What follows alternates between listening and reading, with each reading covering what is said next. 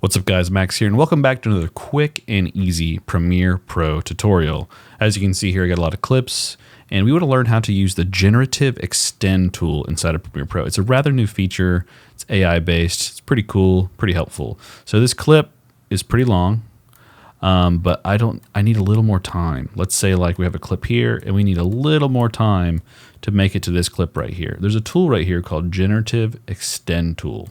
If you don't see this tool, all you have to do is go to Window and then Tools. Right, so now we've clicked Generative Extend.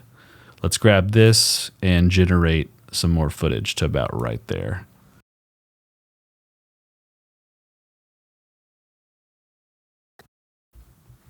All right, great. So we have AI generated a extended clip.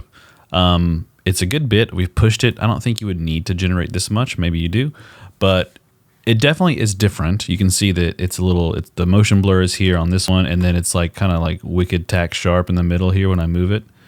But I don't think in a professional setting, to be honest, you probably wouldn't notice this difference. A keen eye would see it, I think, but as far as like a quick cut or something like that, it's great.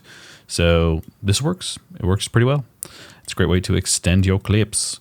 As always, guys, I'm Max. Thanks for watching this video. Thanks for being a part of the channel. If you are new to the channel, feel free to like and subscribe. Otherwise, scan the QR code on the screen. Helps me out a ton.